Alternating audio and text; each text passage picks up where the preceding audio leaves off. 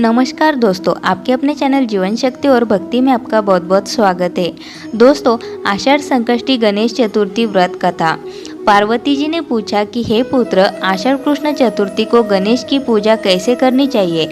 आषाढ़ मास के गणपति देवता का क्या नाम है? उनके पूजन आदि का क्या विधान है? सो आप मुझसे कहिए। गणेश जी ने कहा, आषाढ़ कृष्ण चतुर्थी के दिन कृष्ण पिंगल नामक गणेश की पूजा करनी चाहिए। इसकी कथा इस प्रकार है। हे महाराज, द्वापर युग में महिष्मती नगरी का महिजित नामक राजा था। वह बड़ा ही पुण्यशील और प्रतापी राजा था। वह अपनी प्रजा का पालन पुत्रवत करता था, किंतु संतानविहीन होने के कारण उसे राजमहल का वैभव अच्छा नहीं लगता था। वेदों में निसंतान का जीवन व्यर्थ माना गया है। यदि संतान विहीन व्यक्ति अपने पितरों को जलदान देता है तो उसके पितृगण उस जल को गर्म जल के रूप में ग्रहण करते हैं। इसी ऊहापोह में राजा का बहुत समय व्यतीत हो गया। उन्होंने पुत्र प्राप्ति के लिए बहुत से दान यज्ञ आदि कार्य किए, फिर भी राजा को पुत्र उत्पत्ति न हुई। जवानी ढल गई और बुढ़ापा आ गया, किंतु वंश वृद्धि न हुई। तदनंतर राजा ने विद्वान ब्राह्मणों और प्रजाजनों संदर्भ में परामर्श किया। राजा ने कहा कि हे ब्राह्मणों तथा प्रजाजनों, हम तो संतानहीन हो गए, अब मेरी क्या गति होगी? मैंने जीवन में तो किंचित भी पाप कर्म नहीं किया। मैंने कभी अत्याचार द्वारा धन संग्रह नहीं किया। मैंने तो सदैव प्रजा का पुत्रवत पालन किया तथा धर्माचरण द्वारा ही पृथ्वी शासन किया। मैंने चोर डाकुओं को दंडित किया। राजा ने कहा, इष्ट मित्रों के भोजन की व्यवस्था की, गौ ब्राह्मणों का हित चिंतन करते हुए शिष्ट पुरुषों का आदर सत्कार किया, फिर भी मुझे अब तक पुत्र न होने का क्या कारण है? विद्वान ब्राह्मणों ने कहा कि हे महाराज, हम लोग वैसा ही प्रयत्न करेंगे जिससे आपकी वंश की वृद्धि हो। इस प्रकार कहकर सब लोग युक्ति सोचने लगे। सारी प्रजा राजा के मनोरथ की सिद्धि के लिए ब्राह्मणों के साथ वन में चली गई। वन में उन लोगों को एक श्रेष्ठ मुनि के दर्शन हुए। वे मुनिराज निराहार रहकर तपस्या में लीन थे। ब्रह्मा जी के समान वे आत्मजित, क्रोधजित तथा सनातन पुरुष थे।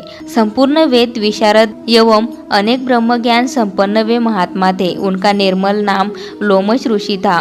प्रत्येक कल्पांत में उनके एक एक रोम पतित होते थे, इसलिए उनका नाम लोमश ऋषि पड़ गया। ऐसे त्रिकालदर्शी महर्षि लोमेश के उन लोगों ने दर्शन किए। सब लोग उन तेजस्वी मुनि के पास गए।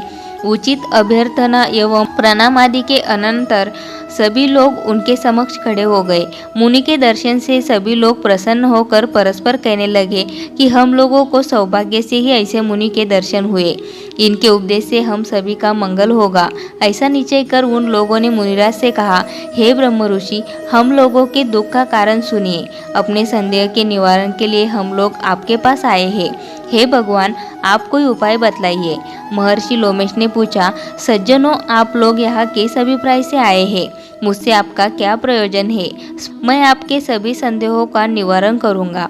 प्रजाजनों ने उत्तर दिया, हे मुनिवर, हम महिष्मती नगरी के निवासी हैं। हमारे राजा का नाम महिजित है। वह राजा ब्राह्मणों का रक्षक, धर्मात्मा, दानवीर, शूरवीर एवं मधुरभाषी है।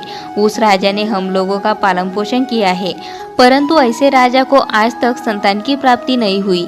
हे भगवान, माता पिता तो केवल जन्मदाता ही होते हैं, किंतु राजा ही वास्तव में पोषक एवं संवर्धक होता है।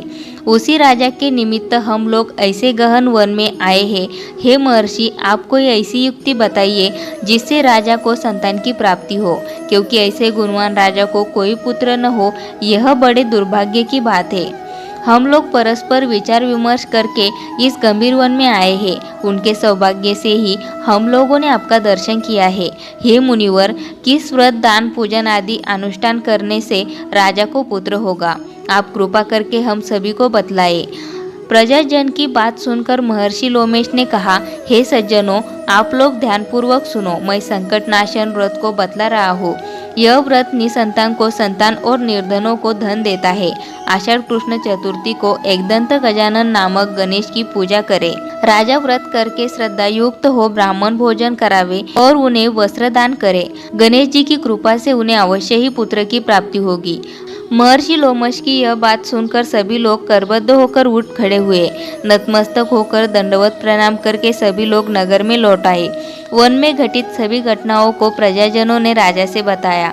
प्रजाजनों की बात सुनकर राजा बहुत ही प्रसन्न हुए और उन्होंने श्रद्धापूर्वक विधिवत गणेश चतुर्थी का व्रत करके ब्राह्मणों को भोजन वस्त्र आदि का दान दिया। रानी सुदक्षिणा को श्री गणेश जी की कृपा से सुंदर और सुलक्षण पुत्र प्राप्त हुआ।